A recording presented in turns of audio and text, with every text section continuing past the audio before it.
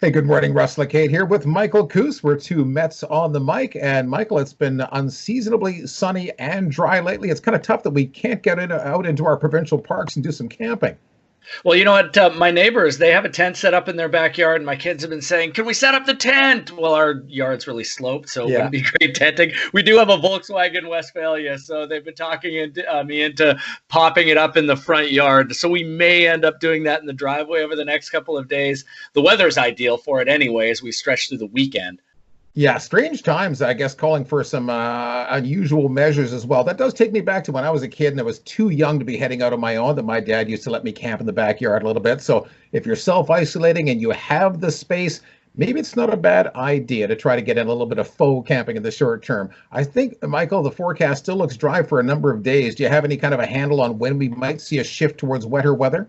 There's this weakest trough that's coming through late Friday, early Saturday. The models are now starting to show up just a little bit of precipitation through the overnight. I don't know if we'll get anything, even some sprinkles out in the valley. That's where it's a little bit more likely, and the farther east you go. But the big story will be, it looks like Tuesday into Wednesday, a low pressure system develops along looks like the northern tip of the island, shoots into central BC, but the front from that system will drop all the way down to the south coast, and that's the start of the change. So it's not just one event and gone, and we're back to 10 days of high pressure. Yeah. We'll see more of a looks like spring-like pattern. I think you're right. And the good news is as well that same spring-like pattern moves over the Coast Range Mountains towards the BC interior. And beginning around the middle of next week, yeah, it looks like at least a few wetter weather days in a row. And they are parched in the interior, so that's great news.